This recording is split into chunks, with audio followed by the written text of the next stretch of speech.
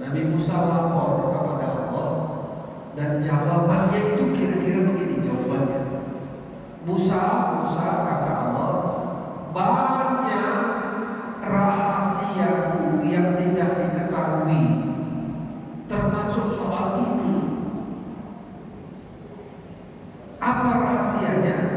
Rahasianya adalah laki-laki itu dia pernah berdoa kepada Allah. Apa doanya? Ya Allah, angkat derajatku di sisimu, muliakan aku ya Allah. Kata Allah, dia berdoa pada waktu yang mustajab, maka doanya dikabulkan oleh Allah.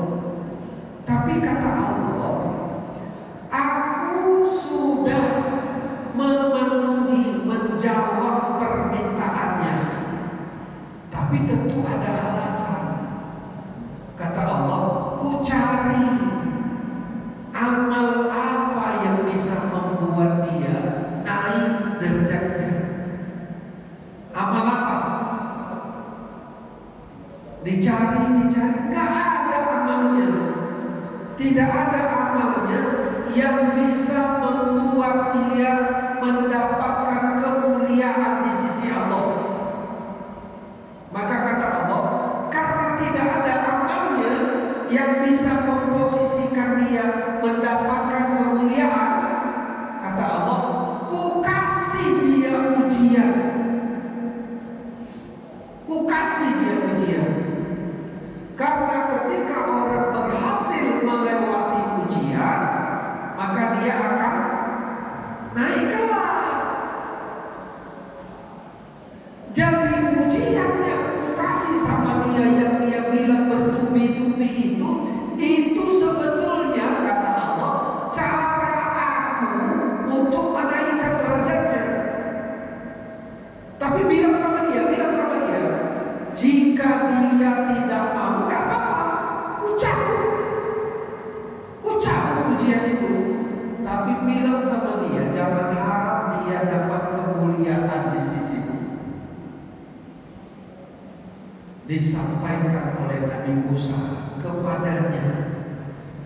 Begitu dia tahu, teriak, ya Allah,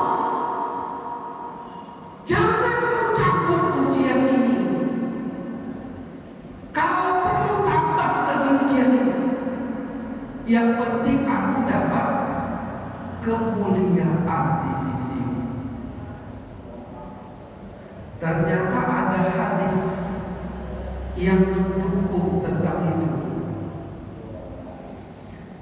Dalam hadis riwayat Abu Dawud, Nabi SAW mengatakan, Innar rajula la yakunu lahu al-manzilatu indallahi ma yablughuha bi'amalihi fala yazalu Allah yabtalihi bima yakrahu hatta yablughuhu iyyaha. Sungguh, kata Nabi, seseorang memiliki kedudukan di sisi Allah. Ada orang yang mendapatkan kemuliaan di sisi Allah, padahal dia tidak mampu mencapai kemuliaan itu dengan amalannya. Lalu bagaimana caranya? Maka Allah mengujinya dengan sesuatu yang dia tidak suka. Maka Allah mengujinya dengan sesuatu yang dia benci. Kalau dia berhasil melewati itu, maka Allah akan menyampaikannya pada kedudukan mulia. Ada nggak orang yang mau sakit? Nggak ada. Tapi kalau gara-gara sakit derajat kita naik di sisi Allah, mau nggak? Kalau sakitnya 10 tahun baru dapat kemuliaan itu, mau nggak? Mau nggak? Kita potong setengah. Kalau sakit itu 5 tahun baru dapat kemuliaan, mau nggak?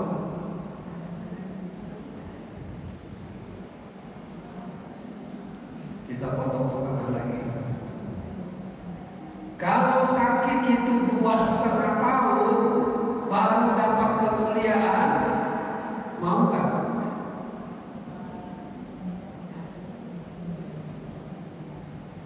Payah. Saya mungkin pernah bilang saya sakit 20 tahun. Jangankan 20, 10 dari bisa ya. Jangankan 10, potong lagi setengahnya 5 tahun. Enggak juga, potong lagi setengahnya 2,5 tahun. Setahun lah, setahun. Ada yang mau? Enggak ada. Kayak juga kita rumahnya.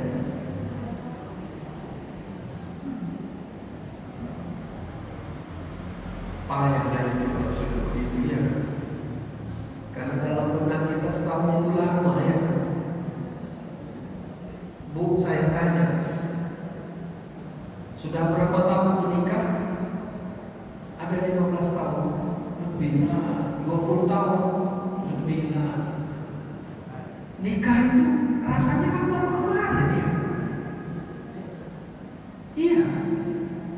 Kalau ibu bapak ketemu sama kawan SMA, kawan SMA kan udah 30 tahun yang lalu itu.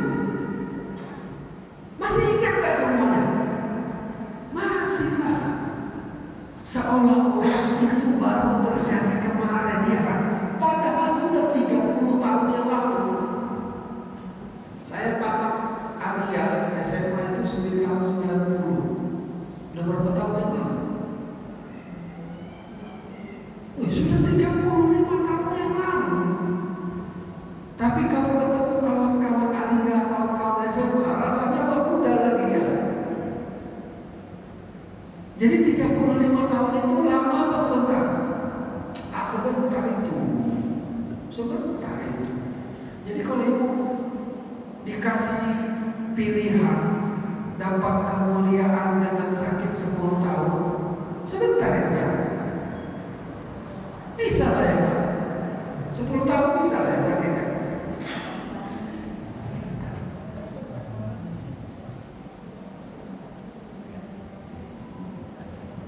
Kita lanjut dulu. Pertanyaan itu masih berlanjut. Fa'ajaba, maka Imam Al-Junaid itu menjawab, idza ghadabta fahuwa ghadabun minallah wa su'dun. Jika musibah yang terjadi kepadamu itu, kata Imam Al-Junaid, jika musibah yang terjadi kepadamu itu membuat engkau marah, kecewa, gelisah, tidak terima, fahuwa ghadabun minallah wa su'dun, maka musibah itu adalah marah Allah untukmu.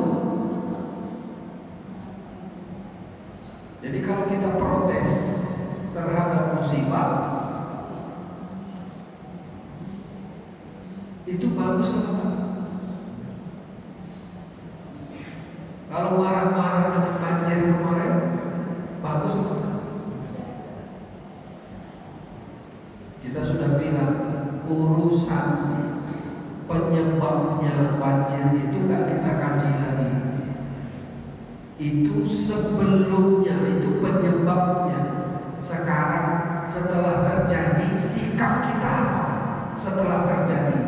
Karena besok, lusa dan seterusnya sampai kita mati, itu akan terus terjadi pada kita.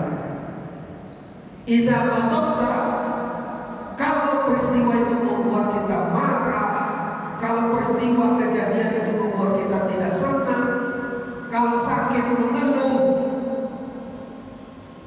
itu marah Allah kepada dia, kepada kita kalau kita buat begitu. Maka saya sering mengatakan begini. Jadi nanti kalau bapak ibu sakit ditanya orang, gimana kabarnya bu? Sehat? Sehat pak? Jangan jawab Allah. Kau usah pakai Allah. Kalau udah pakai Allah, itu berarti udah gak sehat. Allah, sehat-sehat orang tua. Kalau udah pakai Allah, adalah itu berarti mengeluh dengan sakit. Karena gak ada orang tua yang sehat ya.